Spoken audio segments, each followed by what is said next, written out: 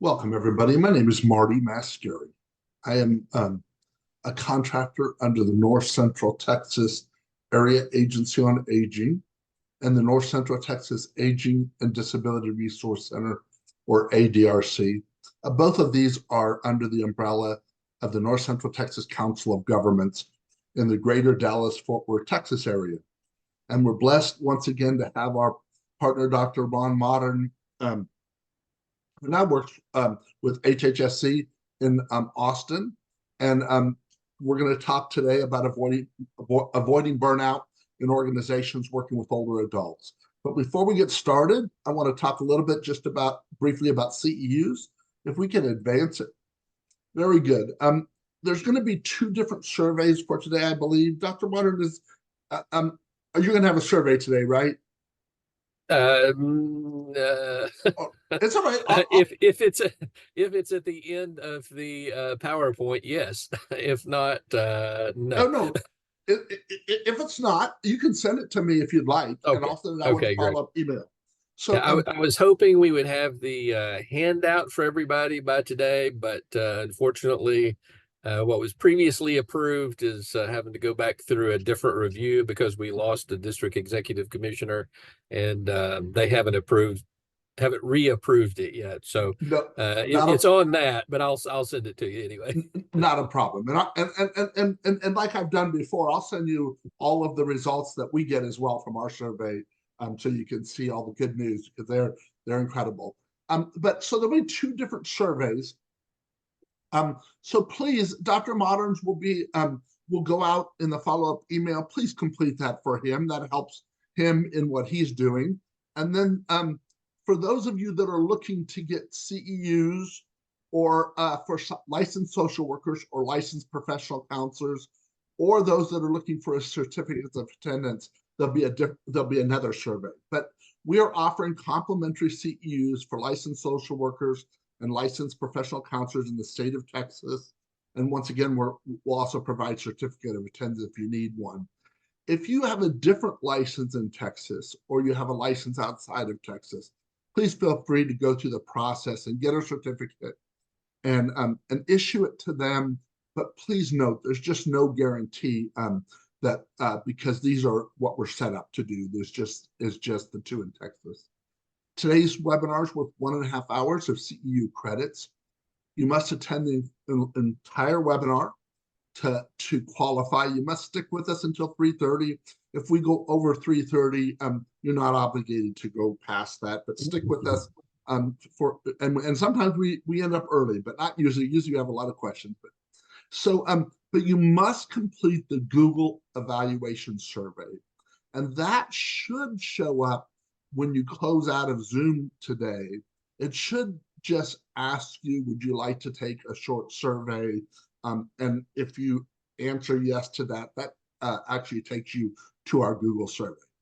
If not, that survey and Dr. Mottern's survey will both be in the follow-up email that will go out tomorrow. Please look for that, and please take the time to do both of those. We have to have ours for CEUs, but we also like to have them because they give us the information we need to report back on our grant funding, the goals and objectives we set forth. So if you will, watch out for those tomorrow, and then you'll have a week from tomorrow to complete the surveys, and then give me about 4 weeks after that to get those certificates out to you. I'm actually getting caught up. Hopefully it won't take you that long. And please don't reach out to Dr. Mottern for the CEUs if you have questions. Please reach out to me. And I know there's lots of people that do it, but please don't do that. Please reach out to me because he just has to turn around and send it to me. So, Dr. Mottern, I'm going to turn it over to you. Okay, great. Oh my goodness, the thing is right. I was looking at that. The date is right. The date was wrong when I was looking at it on the thing, and now I did correct it. If I stop my video, can you still see my screen? You can't see me, but can you see the PowerPoint? Yes. Okay. All right. Okay. I'm Thank you. sorry. Well, I was on mute. I kept saying yes. Sorry. Okay. You don't need to be distracted by me. So we'll look at this. What we're going to look at today is really talking about burnout and maybe a little bit that we can do for that. Um, this is normally a 3-hour training, so we're not going to get too in depth on this in the hour and a half that we have, but hopefully we'll get enough to where you'll get some ideas about what causes burnout and what have you. So at the end of it, hopefully we'll at least be able to define burnout. Burnout is really caused by mismatches, job person mismatches, and that's what we're going to look for. Now, when I do this 3-hour training, I generally do it with management because they're the ones who control the system, right? They're the ones who can make changes in the organization. Today, if you're not a manager, but if you're just experiencing some burnout and you're working for an organization, maybe you can stop to sort of look at those mismatches and maybe you can pinpoint where your burnout's coming from and sort of apply what was in an old Harvard Business Review. I think it's considered one of their classic articles that they had. It's called How to Manage Your Boss. So if you can figure out where the mismatch is and what's causing you to feel some burnout, then maybe you can sort of do a little boss management and make some changes in that way. We'll also look at the 9 organizational strategies, sort of promote wellness in the organization and prevent that burnout from happening. And then 2 ways we can use rewards and incentives to align values and strengthen the culture of the organization itself to promote employee wellness. What we're going to look at is we're going to look at the procedures that lead to change. I always start out with this. This is something that is very important. We can use this when we're dealing with organizational change, like we're talking about. We can use this when we're dealing with personal change. Okay, so it's not just an organizational thing. We can use it for individual change as well. And that's often where we see it used the most. I want to define burnout and then look at how we can correct that by looking at those job person mismatches and then some strategies to help prevent it, and then give some examples of that as much time as we have. So what we want to look at first is we want to look at these procedures that lead to change. And this is also known as the WDEP cycle. And this is why it's called that. The W is for wants. The D is for doing, the E is for evaluation, and the P is for planning. Now, we usually start at the W, but you don't have to. You can start anywhere on this cycle and move forward with it. There is questions associated with each of these, and the questions are, the first thing I want to do is look at the wants, and the question I ask myself there is, what do I want? Now, from an organizational perspective, what I may want is I may want to reduce burnout because I want to reduce employee turnover. The churn is one of the biggest problems we always have in any organization. I may want to increase employee wellness so that resources aren't being spent on that so much. I may want to increase productivity. And certainly when we decrease burnout, we increase productivity and vice versa. The more burnout we see, the less productivity we tend to have. So we want to look at that. The next one is the doing. And there I ask myself, so what am I doing to get what I want? Okay, once we've decided on what we want, then we want to look at what we're doing. Now, if you're familiar with Kydland's law, that says that 50% of solving problems is defining what the problem is. So if we can get the first W done, then half the problem's already solved there. And then the next part of that's going to be looking at, so what am I doing about it, right? So what am I going to do about this? I know what I want, so what do I need to do to get there?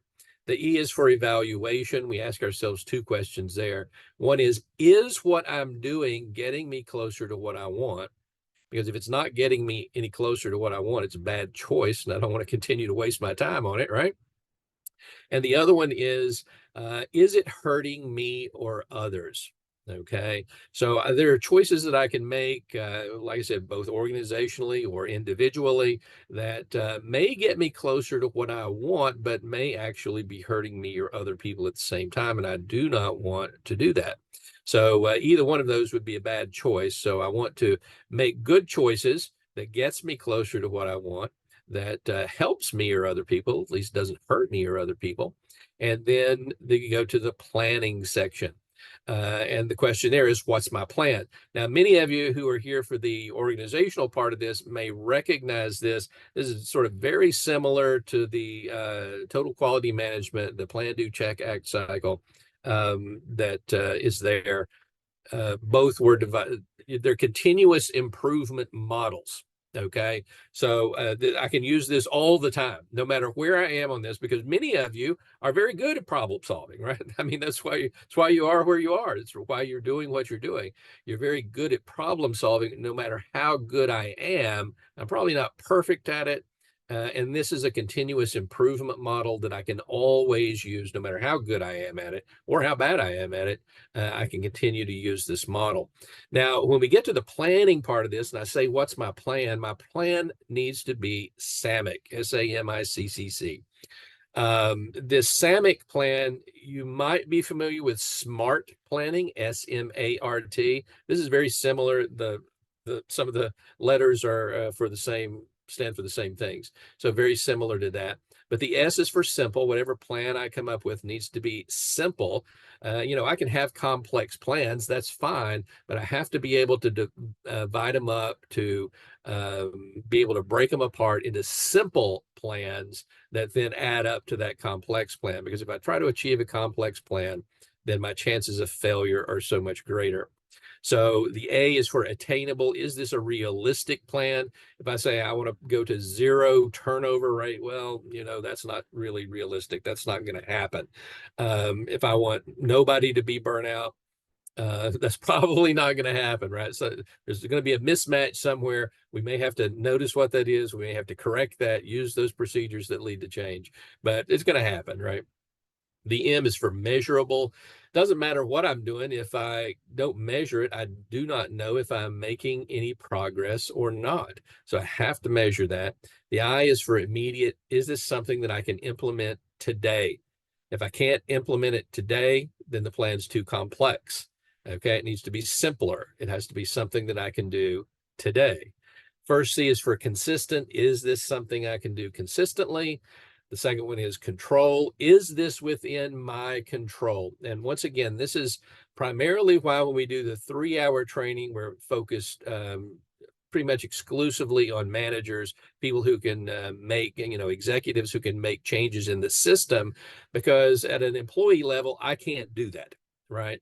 Like I said, I might try to manage my boss to sort of get them to change the system. But that's what managers do. Managers are there to control the system. They're there to make changes in the system, make everything work better. And then the last C is, am I committed to this? And that is a big one on there. In the business community, we often talk about, the management style of the month, right? This week we're using WDEP, right? And SAMIC. And next week we'll be using, theory X, theory Y, theory Z, whatever it happens to be, management by walking around, right? All of these different things. And all of them are great. All of them have research that shows that they work. It's just that most of the time we're not really committed to them. So whatever we come up with, whatever it is, we need to be committed to that as well. Now, why am I interested in this? Why are we even looking at this? Well, let me just give you some numbers right quick. Cigna did a survey of 12,000 employees from across the globe. This was done back in 2023. And 94% of those had experienced at least one symptom of burnout around that 12-month period. Okay. Gallup did a State of the Global Workplace in 2001 report. 43% of workers from more than 100 countries had experienced burnout. So burnout is something that is out there. It is something that reduces productivity. Burnout is a part of work-related stress, and work-related stress costs us from 221 million to 187 billion, and that was in 2018 dollars. Okay, so you can add a few more on top of that now. But we know that what we can do to sort of combat that is create happiness. Now, oftentimes when we say happiness, people are, oh, happy, give them a happy meal, happy, happy. Okay, if that's your attitude, you're part of the reason we have $187 billion loss every year. Okay. Happiness. We want happiness in the workplace. We want happy workers. We want people to be there. I want to be happy when I go to work. I don't know about you, but I don't want to go to work and be miserable. If I've got to be there, I at least want to be happy while I'm there. And we know that happiness in the workplace increases employee productivity, and it also increases creativity. So we know this. So why would we not want employees to be happy, right? Why would we want to pay our share of that $187 billion? And once again, that was in 2018 dollars. That's probably gone up quite a bit by now. Why would we want to shell that money out? Why wouldn't we want people to be more motivated, more creative when they're there, more productive when they're there? I want to. I don't know anybody who really goes to work and doesn't want to do well at whatever it is that they're doing, right? And that includes just working at home. If I have to work at home to take care of a loved one or something like that, I want to be good at that, most certainly, because they're my loved one, right? I want to do the best job I can for them. So whether it's on a personal level or an organizational level, we all want to do the best that we can, be the most productive and creative that we can. And the happier we are, then the more creative and productive we happen to be. So HBR Analytics Services, Harvard Business Review Analytics Services, conducted a survey of 1,073 business leaders. So you'll notice none of these are really small numbers, right? These are good sized research samples.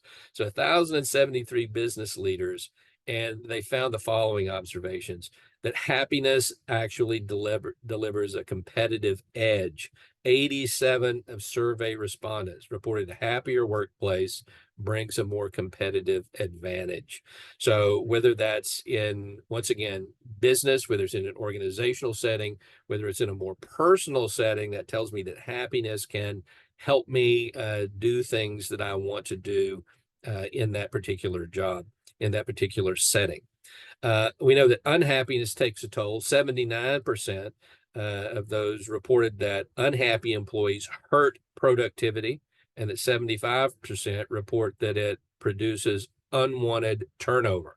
Once again, turnover is one of the biggest problems that we have, and unhappiness leads to it. And another interesting finding that they had is that 95% of companies believe that they could influence their worker happiness, but only 19% of those have any sort of plan to do that. So once again, if we don't have a plan, going back to our WDEP, right? If I don't have a plan on how to do this, probably not going to work out for me, right?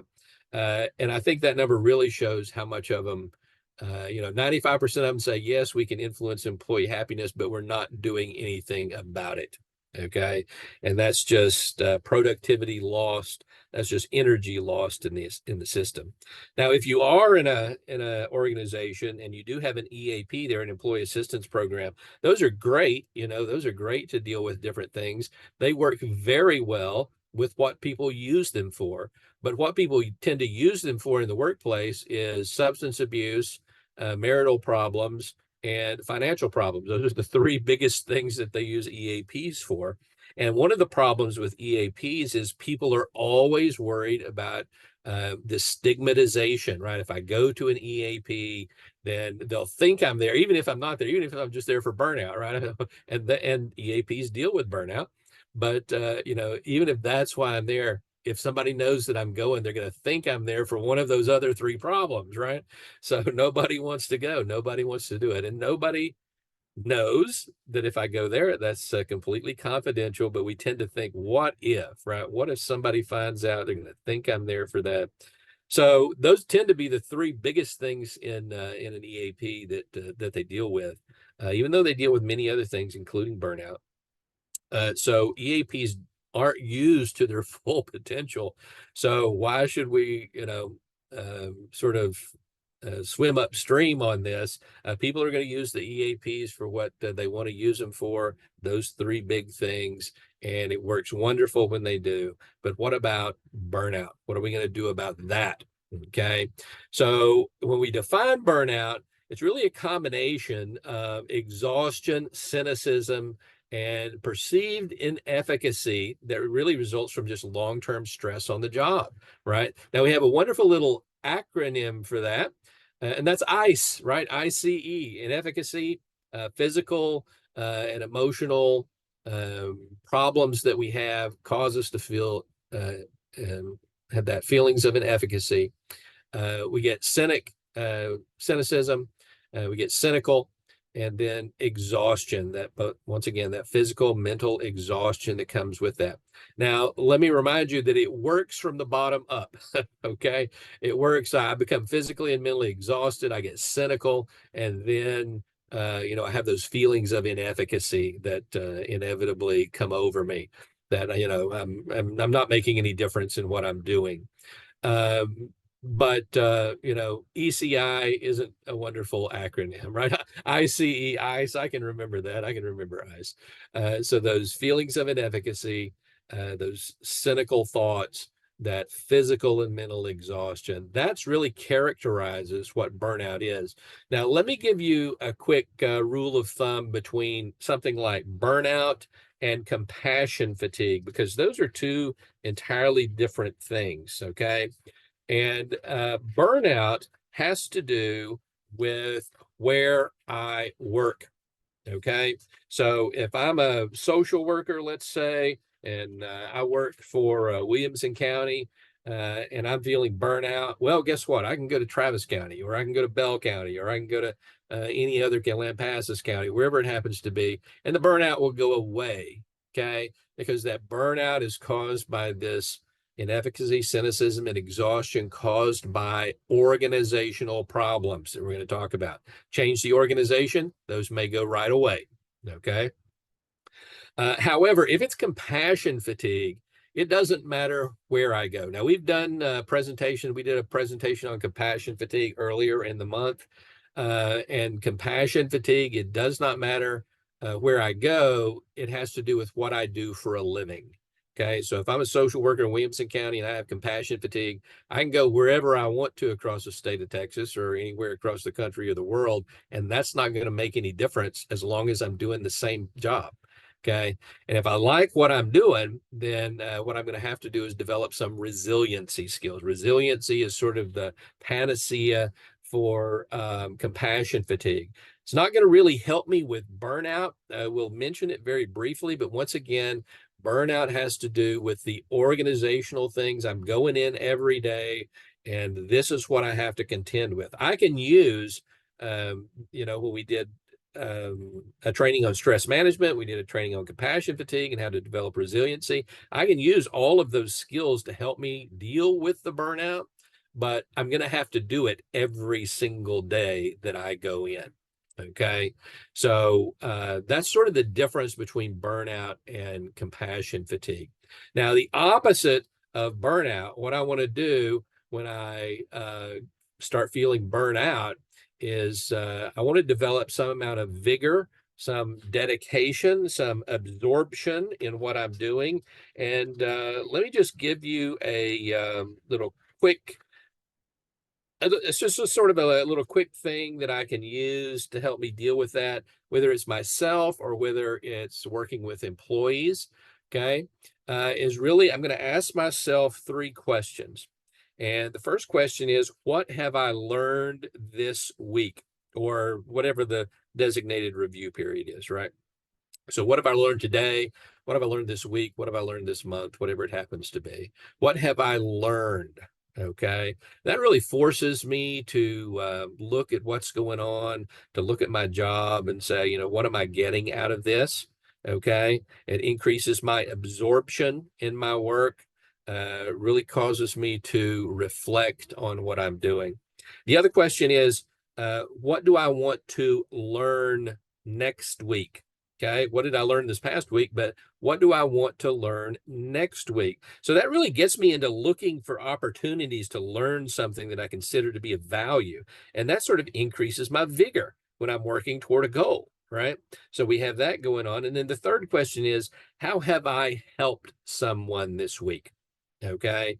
That really acknowledges that I have helped someone, that helps build that dedication to continue to doing what I'm doing, sort of defeats those feelings of inefficacy and what have you. So those three questions can help build vigor, dedication, and absorption on the job. And that's what we want to have in order to combat burnout. So if you're a manager, that may be something that you want to have your supervisors be talking to your employees about, right? Or if I'm working on a at home or what have you, I may be asking myself that question, right, to prevent me from burning out. Is asking myself those three questions: What have I learned this week? What do I want to learn next week? And how have I helped someone this week? So those sort of help me get back into the vigor, dedication, and absorption. There's some characteristics of workplace stressors that lead to burnout, and these stressors, these are a mismatch between the individual and the job they are assigned to do. So you'll see when we talk about stressors, right? We're actually talking about workplace stress, burnout, a big workplace stressor, right? But the stressors, the six we're going to talk about, are really mismatches between an individual and what we're asking that individual to do. And also they're chronic, right? They're long term, right? So it's not just one time thing, it's something that happens over and over again. That's the reason I say that, I may be very good at wellness and dealing with most of my stress and what have you, building resiliency. But when it comes to burnout, I've got to do that every day because these stressors are built into the system. So they're very chronic in nature. Okay. So these are those six, right? Talked about those six things. These are them: mismatches in workload, mismatches in control, rewards, community, fairness, and values. Okay. So that's what we want to look at. When we talk about workload, we're just talking about there's too many job demands and too few resources to meet them. Anybody ever had that, right? And that doesn't matter whether you're in a large organization or whether you're working at home. I can have too many demands and too few resources. Okay. So when I have those things going on and I have to work long hours, then that's going to cause burnout over time. So how do I correct that? What do I do? How do I make those things more equal? Well, recovery, and that includes those wellness practices that we talked about. This is where we can sort of make an inroad there, helping myself recover from these things. But there also needs to be a balance, right? There needs to be a balance between, what I'm asked to do and what the resources are that I have, really have some give and take what's going on there. And then also setting boundaries between work and non-work, okay? Taking work home all the time. And for people who are working at home, working in the home, working with loved ones or what have you, this is a very difficult one, right? This may be the source of my burnout right here. That's what I'm asking you to do. If you find yourself in that situation, then what you want to do is say, well, what's causing you to feel burnout on this? Because once again, that's something that I can correct, right? So if I know that, you know, I'm with this person 24/7, 365, right? Because they're my loved one that I'm taking care of. Maybe what I need to do here is set aside some time where I can have, bring somebody in for an hour or two, whatever it happens to be. But I'm going to have to do something where I have some non-work time where I'm not doing all of this 24/7, 365, because that is going to burn me out. Within the organization, of course, this is what we often see, right? Is they may cut back on the company may cut back on personnel, but that didn't mean the jobs went away, right? So we have fewer personnel to do the same amount of work, and so that means everybody has to do more work. Now, sometimes that's okay, right? Once again, this is a chronic problem. When this becomes the way we do things, that's the problem. Okay. And we want to deal with that. We're going to have to change that, or we're going to burn people out.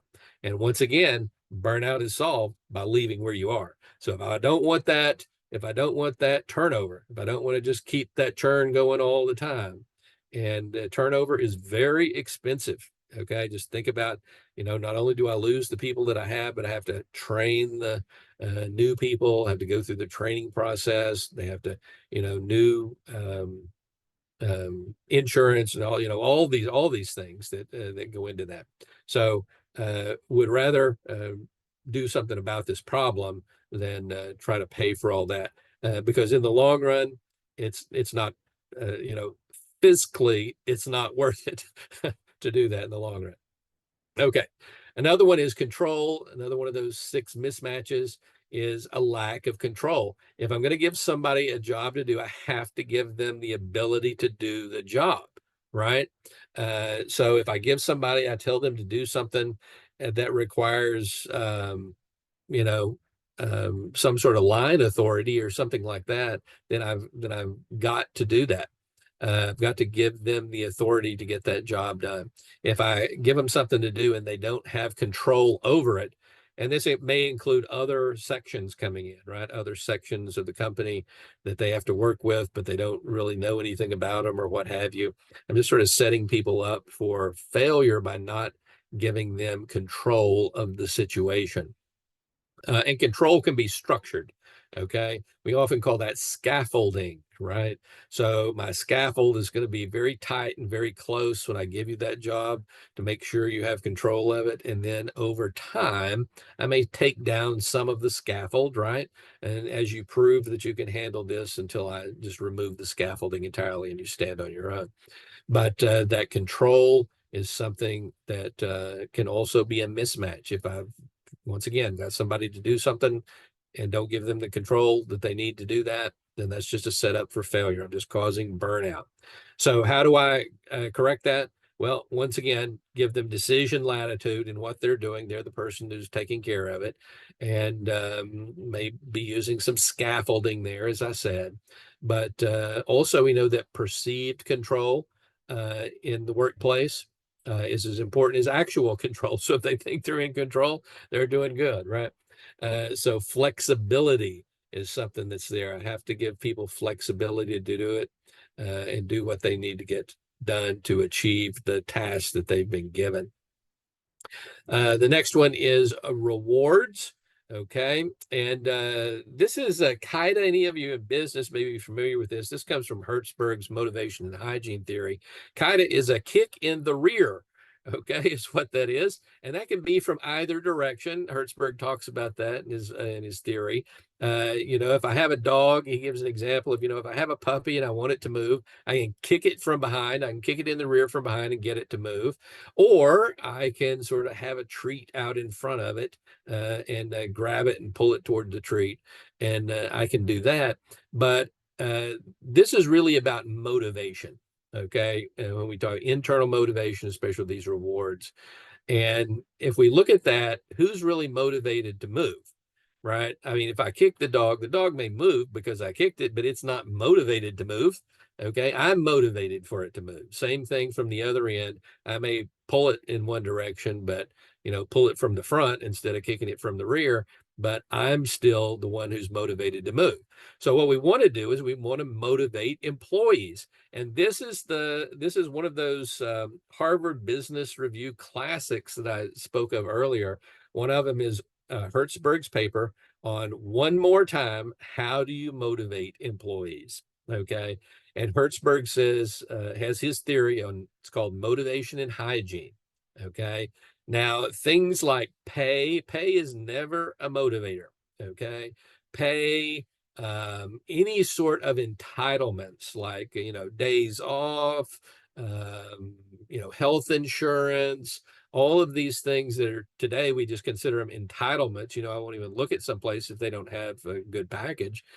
Those are hygiene theories. Those are never going to motivate me, especially the pay one, because no matter how much I pay you in about 6 months, you're going to think you're worth more. Okay. So there's a no cap to the pay. Okay. That's going to just continue to go. You're always going to think you're worth more. Your time is worth more than what you're getting paid. And you're probably right. But at any rate, it's not a motivator. Motivators are things that are actually internal to get me to move, right? I want to move. And what motivates people, Hertzberg says, was responsibility.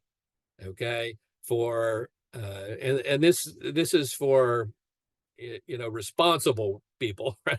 Irresponsible people. I worked a lot with justice involved individuals, many of which were not responsible people, right? Uh, they had their own definitions of terms. Okay. But for responsible people, this responsibility, when you give me responsibility, that shows that you trust me, right? That shows that you think I can do the job, that you've given me an opportunity to prove my worth. And so then I'm motivated to do a good job. That's the motivation part. So anything that increases responsibility is really motivational. The hygiene stuff, once again, hygiene stuff does not motivate. Hygiene stuff prevents demotivation. Okay. So, if I don't have the proper pay, if I don't have the proper perks, whatever they may happen to be, then I may be demotivated. But giving me more of them will not make me motivated. I remember I was assistant clinical director at a place one time, and the director, the owner said, I'm thinking of giving everybody a raise. I said, no, no, no, no, that's not going to motivate anybody. Let's come up with another way to do this. I think eventually what he decided was to give them sort of ownership part, sort of ownership of the company and what have you, part ownership in there. That's more motivational, right? Because then I'm working for myself, which he was a big fan of anyway. So once again, motivational factors, those are things that are motivate me internally, that intrinsic motivation, and that is responsibility. Hygiene stuff, that's stuff that prevents demotivation, but does never motivate me. The other thing that we can do is look at William Glasser's choice theory and those 5 basic human needs. Now, one of those needs is physiological, it's survival, food, water, heat, air. We don't spend a whole lot of time in the business world looking at that sort of stuff, right? We sort of pay people a living wage, but it may argue about what that is, but, they're getting paid enough to, go to Taco Bell and buy a burrito every day anyway. So we have that, but there are 4 psychological needs. So we have the need for fun and learning, creativity. Don't get hung up on the term here. Those are any synonymous term. We're talking about the same need. These are need specific. They're not term specific. So fun, learning, creativity, all of those words denoting the same need. We all have a need for that. Now, these needs vary. Let me just say they vary, and maybe, put them on a scale of 1 to 5, 1 because we all have them at some level, 5 being the highest. We can make whatever scale we want to, but there are 5 needs, so just put it at 5. But the highest one being a 5 there. So we all have them at various levels. Okay, we're not all the same. We don't all have them at the same level. But that fun, learning, creativity, that's one of them. Love, belonging, acceptance. We all have a need for those. And once again, think of any synonymous term, the need to care for others, to feel cared for. That's a basic human need. Okay. We all have that. Another of the needs is power, recognition. Probably have more terms for this than anything else. Achievement, control, respect, all of these talking about the same thing. You'll find responsibility is in there. That's Hertzberg's term that he used. And then the other one is freedom, independence, choice, autonomy. Once again, any synonymous term. If we can meet those needs for people from a business standpoint, if we can meet those needs for people, then people will be motivated to do what we ask them to do. Okay. What we really do as we get these needs met, and I don't want to spend a whole lot of time on this. We could do a whole hour and a half on this, well, more than that, but these basic needs, as they're met, we get what's sort of called a picture in the quality world. Our quality world is sort of like a mental mosaic of all of those things in our life that meet these needs get to be pictures there. If I do something and it doesn't meet a need, then I don't really remember what that is. I don't remember a whole lot about it. But the things that do meet my needs, those get to be indelible pictures in my mental photo album. Okay, sort of like pictures in a photo album. They're just placed there, and I'll always come back to those. So as an organization, if I can, meet people's needs in some way, how do I give them? And this is what Hertzberg was talking about with recognition, right? When I show people recognition, I'm saying a lot about them. I'm meeting that basic need, and people will be motivated to work for me and to do what I want them to do. Same thing, sense of belonging. Once again, not everybody is, we all have the same basic needs, but at different levels. So what motivates one person is not really going to motivate the other person a whole lot. Okay. So I may be a 1 on recognition. Okay. But I may be a 5 on freedom. So if I have a job that allows me to go out and do what I want to do and sort of use that freedom, that's what's going to motivate me. Right. Whereas, a sense of belonging or something like that may not motivate me a whole lot. Okay. It'll motivate me some because we all have that need. But I need to know what my employees are motivated by. What are their needs? Um, what are their needs profiles, really? We can really sit down and make a profile out of this. And if I know those, then I know how to motivate employees. Let me tell you, sending a mass email to people telling them what a great job they did on this project is not motivational to much of anybody. Because when I get that, I see it and I know where I worked hard, and that's great that I worked hard. But I also know that Bob over here didn't do a whole lot of anything, and he got the same email that I got. Okay. So same thing, pizza parties. Oh, let's have a pizza party for employees. Well, guess what? Everybody gets the same thing, but everybody didn't put in the same effort. So that's not really motivational for me. Okay. So if you're going to use something like that, then it needs to be behavior specific, right? What was your part in this? Thank you for your part in this. I know this is what you did. And from a managerial point of view, that's what you have supervisors for, right? Is to tell you that sort of thing, right? That's what their job is. Their job is to work directly with employees. So find out the employees, what they did, specifically on whatever it was that we had them work on, and then thank them individually and specifically. And then you're going to get some motivation. And like I said, as I meet these needs, whatever they may be, okay, then that gets my picture in your quality world, and you're more likely to do what I ask you to do and work for you. You're going to be intrinsically motivated to do that because I become a need fulfilling individual or organization for you. Okay. Oftentimes you can think of the Japanese very socially oriented, very belonging oriented, and you see their corporations designed around that.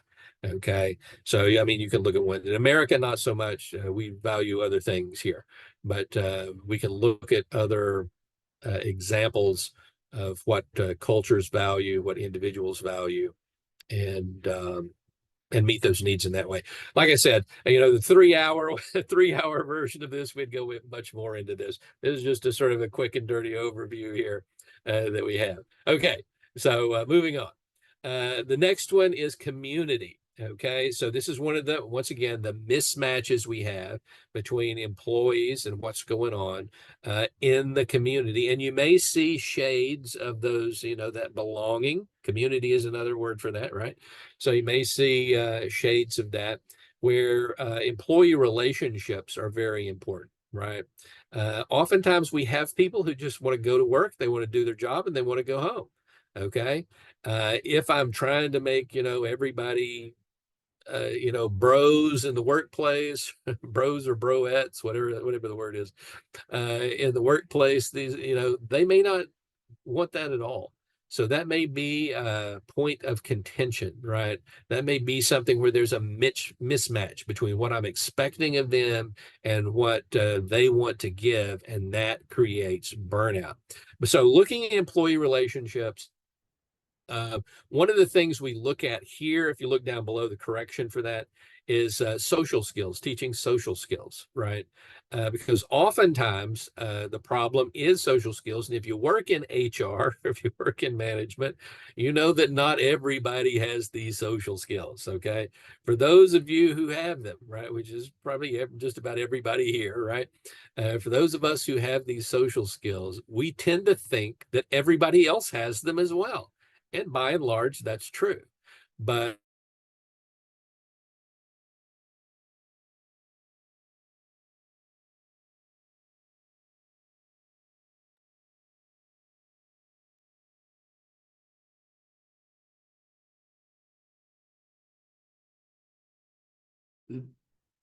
Are you guys hearing audio? Yeah, I'm sorry. We've somehow lost Dr. Mottern um, in the audio. Let me figure out what happened and hold on, please. Just hold, bear with us, please. I think he's obviously relogging in to get back with us. Somehow we lost. Sorry about that, y'all. Technical. We're all relying on technology these days. For those of you that have raised your hand, you guys please put any questions you have for Dr. Mottern. Please put them in the Q&A. And it's just easier to find them than it is trying to scroll through the chat to find everything, to find those. And so it's helpful if you put them in the Q&A. I see there's several hands raised. Part of it is we don't call on people on the raised hands because I cannot hear you, Dr. Mottern. I don't know. I was connecting to audio. Let's see if we get you. I can hear you now. Can you hear me I now? can hear you now too. Okay, where did you lose me? Well, All of a sudden, I noticed I was talking, and I was like, "Oh, wait a minute! There's nobody there." yeah, that's exactly right. Where did we lose? Where you guys help me where we lost it? I was trying to get something else out. Where did we stop? Hold on. You want to Social skills. Okay, so that's okay. That's about where I stopped. Great. Let me thank you, get back in here. and that's just the way it goes. Thanks y'all for hanging in and helping me through it. Thanks, Doctor. Uh, let's see. Where am I? I'm here. I need to share my screen again. Okay. I need to be re-enabled, please. Oh, I'm so sorry. Re-enabled. Sorry. There you go. Okay. Yep. But those of you Okay. that have put your hands up, if you could put any questions or comments you have, comments in the chat, questions in the Q&A. Thank you so much. It's all yours, Doctor. Okay. All right. Sorry about that. I'm glad that we stopped. This is where I was at. So I'm glad I didn't talk for 10 minutes without knowing I was gone. Okay. But the community part, the social skills part, those can be taught, those can be learned. Those are just a few examples of them that can help with employee relationships in the workplace. So the active listening, knowing your feelings, these are all basic social skills. Arousal control, that's a little bit more advanced. Assertiveness, a lot of people don't know what assertiveness is. They think there's either I'm passive or I'm aggressive, right? Those are the two. Or passive aggressive, right? I guess so it could be that. But they don't know that I can be assertive, right? Assertiveness is a skill that can be taught. We can teach people these things within the workplace. So that's what we want to do to improve employee relationships when we're in the workplace. The culture of the company is very important as well. Before I get into that, the first time I learned these social skills in a management situation, first time I saw them applied was many years ago. I'm not going to tell you how long ago, but the white in my beard could probably tell you. But many years ago, I was in Austin. I was eating noodles, and these three guys came in from across the street. IBM used to have a place there. So the two of them had gray suits on, so we knew they were from IBM. But three guys came in, sat down. The two guys in the suits really started to jump on this other guy. I mean, they were giving him what for in the middle of the restaurant. I was getting upset. I didn't know who they were, but the fact that somebody would treat somebody like that, was upsetting. And come to find out, what it was IBM had a management training program. They still have that management training program. Most of it's online these days. I don't know how much they do in person, but that was them doing it in person. And the guy who was doing it, thinking back on it, once I learned this stuff, thinking back on it, the guy was doing a very good job of active listening, right? He was nodding his head, looking at them, yeah, acknowledging what they said. He'd ask a question every now and then. So very good active listening skills, but that's what they were doing. This gentleman was in the management training program at IBM, and they were going through these social skills to make sure he knew as a manager how to use them. Now, they're not important just for managers. They're important for everybody, right? Any kind of employee, they're important for, because these are the things that lead to problems. If I don't know how to be assertive, then I'm going to be aggressive in the workplace, and that's not going to lead to good workplace relationships. Okay. So employee relationships. A lot of other companies, I understand, use this as well. I think one time Home Depot used some of these, taught some of these skills, what have you. But I know IBM did. Like I said, most of their stuff is online these days. I don't know how much they do in person, but they used to do them in person. Company culture. Company culture is so very important.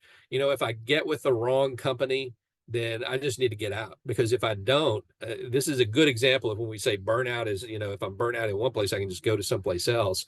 That really ties to fit, right?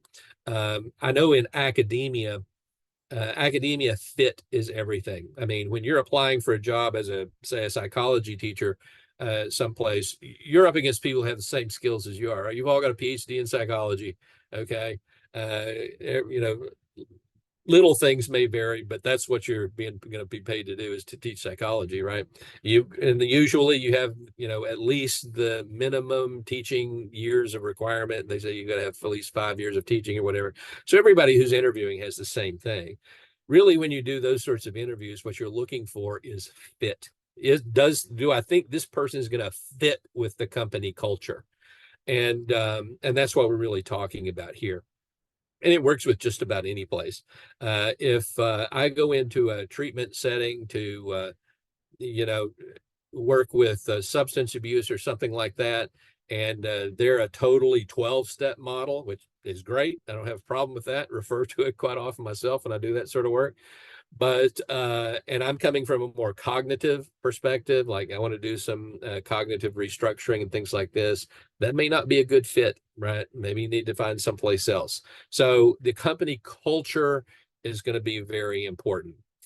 Fairness. And when we talk about fairness, what we're really talking about is a lack of fairness, right? Fairness is never a problem. Fairness is what we want. Is the lack of fairness in the workplace that is causing us a problem. And the way I correct that is just, respecting others, reciprocity, treating people equally. Okay. Now, when I say equity, I mean fairness. I'm not talking about DEI woke stuff these days. If you're into that, that's great. That's fine. As an organization, I want to look at if it's costing you money or not. But anyway, equity, I mean fairness. Are you treating employees fairly? Okay, no matter who they are. Does everybody get the same opportunities? Does everybody get the same rewards? These sorts of things. That fairness is something that, if it's not there, if I have one set of people who are being treated differently than another, then there's going to be resentment in the workplace, and that's not good. It's not good for the company. Okay. This is another one that if I'm working from home, right? If I'm working with family members or what have you, if I have family members who aren't doing their fair share, that I don't think that they're, pitching in the way they ought to be or whatever, this can lead to resentments. So this is definitely something that I need to look at and need to correct. Values are very important. Talked a little bit about fit. And when we talk about fit, we're also talking about moral fit, value fit. Is what I'm doing meaningful work? I've seen things before. This training, the long sort of training, or even the short training, sort of deals with the reason I hire employees is because I want them there. There's something that they bring to my organization that I want there. If I just want a warm body, That's the worst place to work. People are not going to be motivated to work someplace like that, right? You're really not going to meet their needs that much. Whatever, if I hire you, you fulfill my needs in some way, okay? And you're not just a warm body. I know something about you. I know something what you can bring to the table. And so that's what we do. The work that we do is going to be meaningful. I'm not just going to give you make work projects, right? Just because, well, I'm paying you and you need to stay busy. No, that sort of thing causes burnout. Once again, people like to do a good job. It's been my experience that most people like to do a good job. Nobody likes to go in and do a bad job and be recognized for doing a bad job. Now, they may not do more than is required, but they want to be good at whatever it is they're doing. Same thing, trust and integrity, right? I want to work for a company that demonstrates these things. They demonstrate trust, they demonstrate integrity in the work that they do. So I won't make a I won't make a comment about professions that I think may not do that. Okay. All right. So those are the six mismatches, right? If I have a mismatch in any of these sorts of things, that's going to cause stress. And once again, because it's systemic, it's a part of the built-in organization, it's a part of the built-in system, then every day when I go in, I'm going to have to be up against this. And I've worked places like that, right? Fortunately, working at the state, I enjoy doing what I do. Hopefully I'm absorbed in it, dedicated to it, and what have you. But I've worked places where it was not a good fit. It was just bad. And every day felt like, getting beat before I was even there, right? So you don't want that. That leads to burnout. And what did I correct it? I went to work someplace else, right? Eventually I just had all I could take and went to work someplace else. Okay, so there are 9 organizational strategies that we can look at, and we'll look at these pretty quickly here. First of all, we need to acknowledge and assess the problem that we have. Once again, going back to that WDEP cycle, right? What do you want? What's your problem? What do you want? Okay. I want to reduce burnout. I want to increase employee productivity. Okay. All right. Great. Great. Okay. That's the problem we have. We're not being productive enough. Burnout is a problem. So I have to measure that in some way. That's that SAMIC, right? SAM measurement. In fact, if you hire a consultant to come in, a consultant group to come into your organization and do this, one of the first things they're going to do a lot of assessment, okay, just so they can get a say, here's where we are, here's where we want to be, so how are we going to get there, right? So acknowledge and assess the problem that I have with burnout, okay? I realize that when I say I have a problem with burnout means my organizational structure is not how it should be. And that sort of comes down on me, right? So a lot of people don't want to do that. They prefer to blame the employees, right? Or whoever's higher than they are, right? So, but not me. It's higher or lower, but not me. So, but that's not going to fix the problem. You want to harness the power of leadership, especially when you look at these with combination, right? These in combination with those 6 mismatches. So when you talk about values in an organization, when you talk about wellness practices with an organization, you want your leadership to demonstrate that. Okay. So if your leadership is not demonstrating integrity, if your leadership is not demonstrating wellness practices, then don't expect your employees to do it. Okay. Because that sort of stuff rolls downhill, right? It's sort of a monkey see, monkey do sort of thing. If they're not doing it, why should I do it? Okay. So, I worked for an organization one time where the head honcho there, who was responsible to a group of judges were over him, and his secretary accused him of some workplace harassment, let's say, and when the judges found out about it, he was called in. And what happened is that everybody in the organization after that had to have this employee harassment, this sexual harassment training in the workplace. And guess who did the training? He did. Okay. So not exactly the best model of integrity, right? And why am I listening to this guy? He's the one who was called in. Why am I wasting an hour of my time, or 2 hours, or however long it was?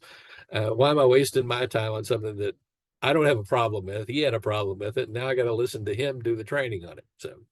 So not exactly a good use of leadership in that situation. But we want to use that leadership. We want to leverage that power, that example we have for them. One of the I was just reading recently, as far as wellness goes, and employees taking care of themselves. There's a wonderful book out there. It's called Tools of Titans by Tim Ferriss. Tools. I'm sorry, I was looking at it in my in my bookshelf.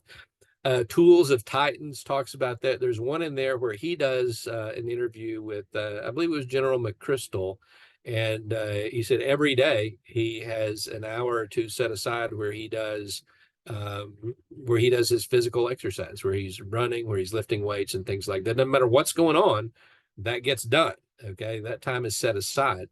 And what I was reading recently was a man was in Japan, and he was um, taken to the gym by a friend, and they were training at the gym. But as they were in there, his friend was pointing out these different people who were in the gym who were CEOs and presidents of some of the major corporations in Japan. So, and he said, said the other people aren't here, the ones below them aren't here because they don't make time for it. The CEOs are always going to make time for that, because they realize if I don't make time for that wellness, then everything else is going to suffer because of it. So I have to make time for that. That was the point that General McChrystal made. That's the point the man was making with the Japanese. And it's the same thing with leadership. We've got to see people taking care of themselves if we expect our employees to do that. Okay. Develop and implement targeted interventions. Once again, like I had mentioned earlier, I'm not going to send out a mass email and give everybody a pizza party for congratulations. That doesn't mean anything. I get free pizza, but other than that, I'm not really motivated. That's more of when we talked about kaida, right? That's more of the pull, where I think I'm pulling you, right? By giving you, a pizza party, send you this little letter. It's not going to motivate you. What's going to motivate me is maybe if I get a personalized letter saying this, I know this is what you contributed to this project, and I want to thank you very much for that, and what have you. That's going to be much more motivational for me than some mass sort of thing that, like I said, I know I worked my butt off, but Bob over here slept most of the day. You get the same reward I do. Not very motivational. Cultivate community at work. Once again, that has a lot to do with employee relationships. Doesn't mean that everybody has to be best buddies, right? But it means that I have to be able to get along, to have a community at work. Use rewards and incentives wisely. Once again, know what motivates employees. Read Hertzberg's, you can pull it up online. Frederick Hertzberg, one more time, how do you motivate employees? Okay, you can pull that up and read it online. It's free. Glasser's stuff, William Glasser. He used to have a book called The Control Theory Manager. Choice theory used to be called Control Theory. But you can pull up choice theory. It's the same model. Okay, the same ideas are used in what used to be called control theory as are used in choice theory. So we use those in lead management, which is what it's called there, reality therapy, which Glasser invented, and then quality education. He started the Quality School Consortium. So the same ideas used in different situations, and you can use them in your situation as well to find out what motivates employees and how can I motivate employees to increase happiness and therefore productivity in the workplace. If I'm doing that at home, I still want to lead Glasser's work. Reading Hertzberg may not be as effective for me, but Glasser's stuff on choice theory and basic needs and how can I meet my needs better where I am in my life, no matter what that is. If I'm home taking care of loved ones, whatever it happens to be, how can I get my needs met here? First, what are my needs? Then how can I get those needs met? What do I want? What am I doing to get what I want? Is what I'm doing getting me what I want in a way that doesn't hurt me or others? What's my plan to continue this? Or to find something else, depending on the evaluation. But I need to cultivate that community at work, recognizing what motivation is and how I can help people become motivated to do what I would like them to do.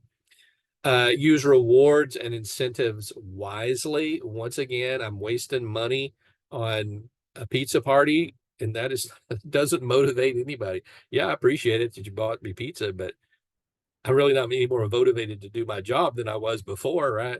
And the same thing with many other things, right? We oftentimes, I just use pizza parties as a broad example, right? There are other examples that we could use that people do mass, rewards and incentives that really have no value to anybody. It doesn't help me. Rewards, we may look at money once again, right? And that's where we have to go back to Hertzberg and say money's never a motivator. If I want to motivate people, I'm giving them a responsibility. If they're not motivated by responsibility, I may not want them in my organization. We have to reevaluate whether we want to continue our relationship any longer. But going back, looking at those, like I said, Hertzberg and Glass are both on an organizational thing. On a more individual thing, if I'm working at home or something, Glasser is definitely the person to read. Align values and strengthen the culture. Once again, need to have a basis of integrity that I work on, right? Promote flexibility and work-life integration, right? Don't be sending people home with work to do, okay? I want to separate that because they're not really at home. They're still at work, right? And that leads back to number one, right? Where I've got, when we talk about the 6 mismatches, right? The mismatch is too big, okay? I've got too much work and not enough time to do it. So sometimes I work on my own, right? Home. Most often I don't. Most often I prevent myself from doing that simply because I know that that'll lead to burnout if I do. Okay. So promoting that, creating boundaries, right? That we talked about in the six mismatches. Provide resources to promote resilience and self-care. Once again, this is one of the things we can do. This is that self-care part of this that I need to have. It needs to be there. It's preeminent, should be preeminent in there that I'm taking care of myself, because if I don't, everything else will suffer because of it. But need to promote that resilience so I don't get compassion fatigue or what have you, that ability to take care of myself. Now, remember, that's not going to correct burnout necessarily, but it will help me reduce stress until the organizational problems can be worked out, right? Like I said, some of this stuff is just, remember, burnout is chronic, right? So some of this stuff may be just passing, right? We had a restructuring in the company, or we lost employees, or we had to lay off employees so people are more work. Well, those things are going to correct themselves. If they become chronic, then we've got a problem. But some of this stuff is just passing, and I need to be able to take care of myself, promote my own wellness during those times, so I don't get compassion fatigue or burnout. Facilitate and fund organizational science. That's another part of that. What does that mean? Well, it has a lot to do. Years ago, Peter Senge wrote a book called The Learning Organization. That's an organization that sort of practices all of this stuff that we looked at here. But don't confuse learning organizations and teaching organizations, okay? Academic organizations are not learning organizations. They're teaching organizations. A learning organization is something that looks at itself. We look at the own organization. We decide that I have a problem with number 6 of these strategies, right? So this is why we're gonna fix this. We're gonna figure out what our problem is, and gonna find out how we can go about solving this problem, fixing this problem that we have. That's more of a learning organization. Teaching organization is just there to tell you what to do, not necessarily to change itself. So facilitate and fund organizational science. What's going on in the organization? I may need to look at nationally what's going on. Oftentimes we look at these things on these sorry, I was looking at the number, on these different factors on an individual level, like we've talked about, on a work unit level. Okay, so the supervisors and below. Then organizationally, that's where managers come in to make these changes. And then even national factors. And when we talk about national factors, an example of a national factor I would have to consider maybe minimum wage, right? I may have to look at minimum wage. Over the years, I may have had to look at things like healthcare, okay, for my organization and things like that, and what have you. But these national factors tend to be, once again, they're not motivational. Hertzberg would say they're more hygiene factors. They're going to prevent demotivation, but I have to know what they are. How is that going to affect my organization? How is each of these? We could go back to the 9, we can go back to the 6 and do each of these, an analysis of each of these on that level um, as we get there. Okay. All right. So we have more of the individual factors. You can look at those: ethics, morals, personal values, the work unit factors. Once again, the power of leadership. What's the work unit leader? What's the supervisor doing? Okay. Out there, the norms and expectations. Okay. Equity. Once again, when I say equity, I mean fairness. I mean fairness to the employees that work for me. From an organizational standpoint, what's the mission and vision statement, and how are we really doing those? Are we really following those? Organizational values, the behavior of the senior leaders, once again. Okay, what's going on with them? What do I see going on there? Communication and messaging. What messages am I sending? What's the culture we're creating within our organization? Because fit, once again, is very important. And then the national factors, things um, like I said, things that looking at minimum wage, healthcare, what's going on that says that I have to provide these things that I have to provide. And if I have to provide them, how do I do it in a fair way? Once again, going back through those, how do I do that in a fair way? How do I do that in a way that meets my employees' needs? Okay. How can I make these things, which may be hygiene factors, how can I structure them organizationally to help me also make them motivational factors? Okay. So really looking at things like that. All right. Um, Okay, some concrete action. This is our last one, 2 examples that we can use. Managers demonstrating wellness to their employees. We've talked about that. Emphasize that time spent on wellness is not productivity loss, but rather productivity gain.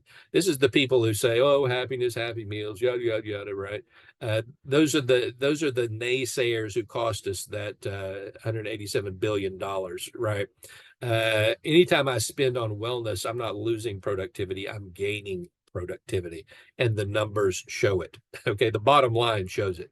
Okay, so anybody who's all that all the wellness stuff is just a waste of time. It's just no, that's promotes the bottom line, and I'm wondering why you're against promoting the bottom line, right? Why are you set on losing us money?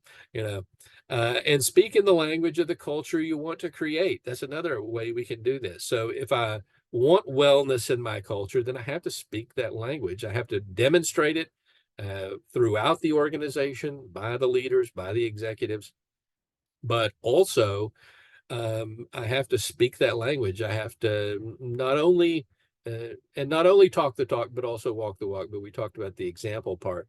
But also, I can't just. Oftentimes, people don't look right, so I have to talk about it as well. I have to talk that this is what we stand for. This is what we want. We value our employees. Okay, I want you working here. If I didn't want you working here, I'd fire you and find somebody I didn't want working here. Okay.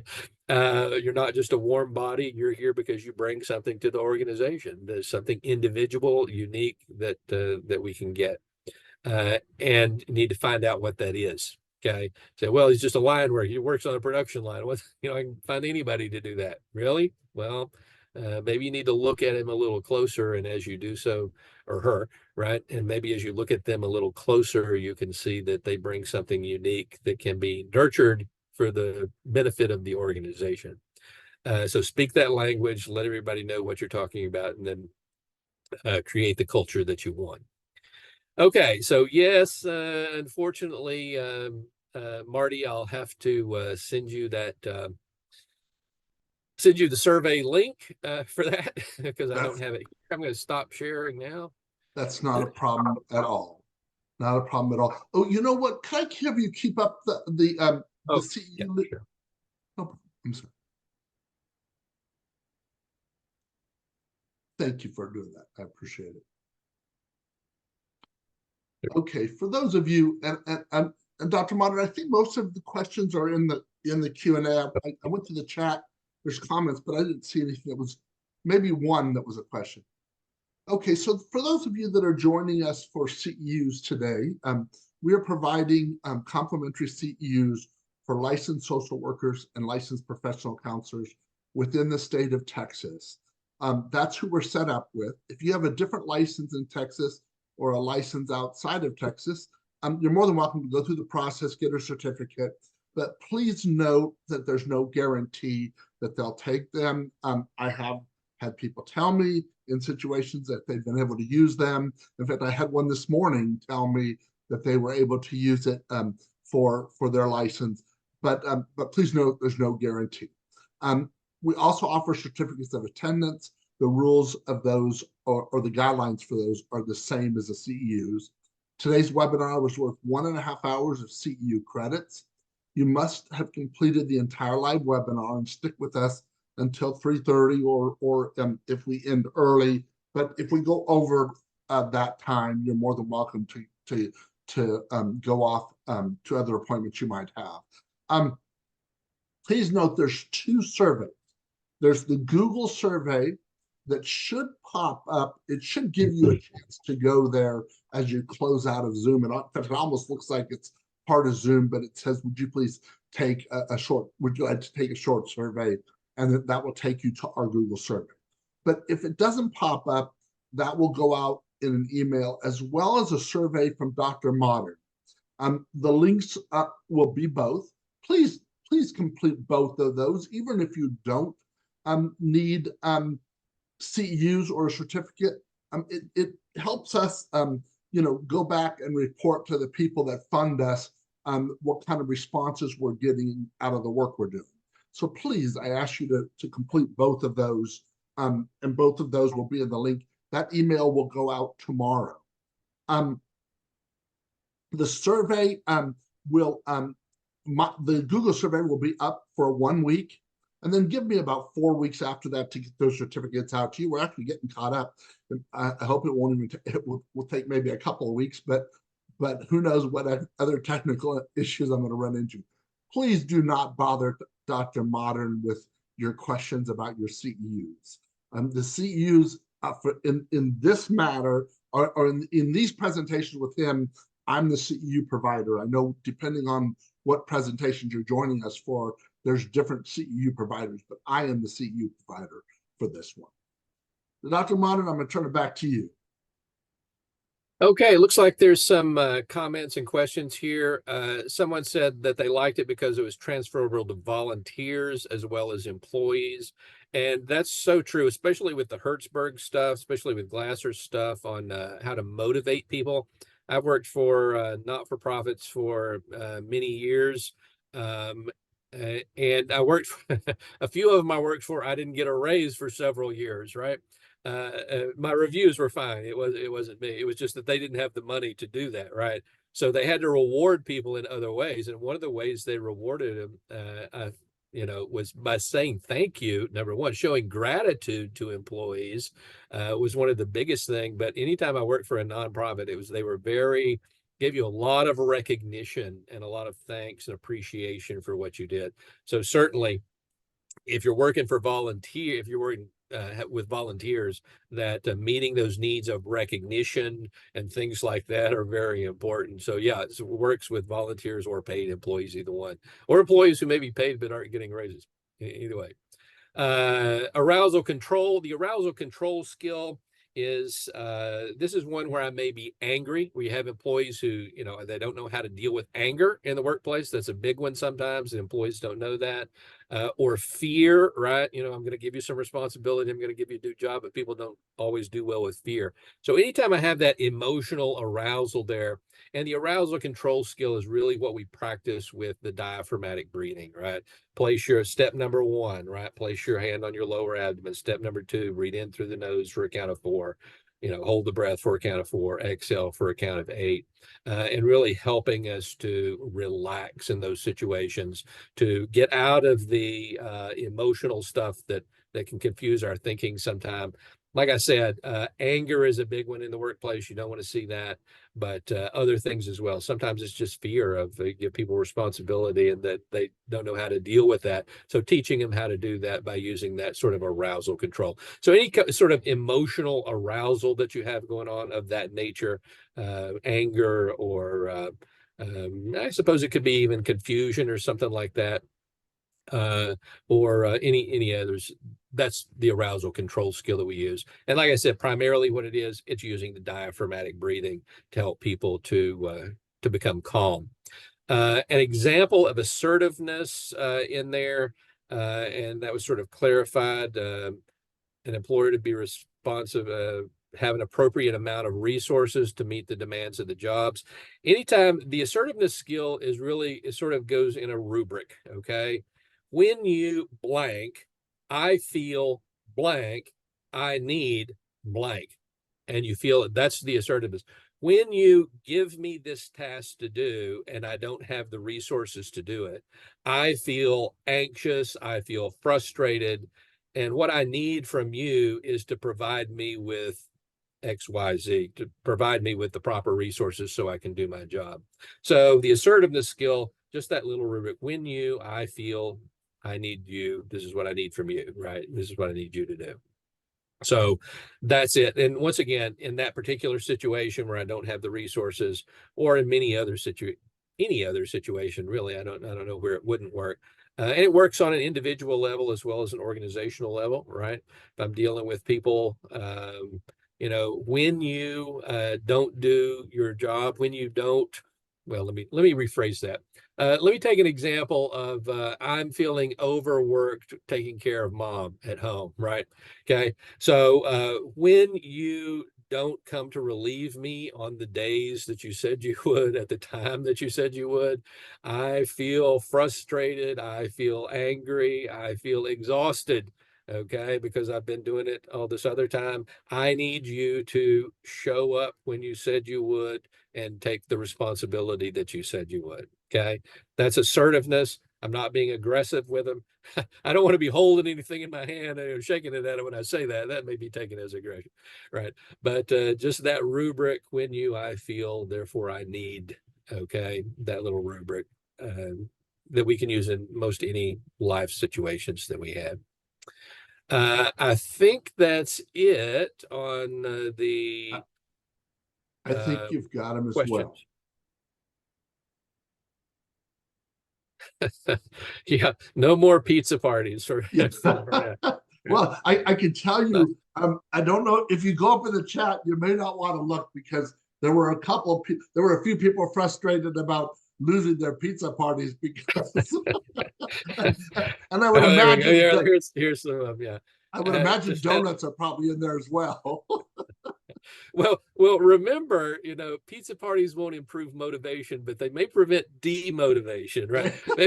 Maybe more of a hygiene thing than a motivation thing. So, you know, like I said, I like pizzas too, right? Yeah, I appreciate you bought me pizza. I'm not going to be more motivated to do my job, but I appreciate the pizza. Yeah, and make sure you invite us when you have donuts and pizza, right? So we can join it.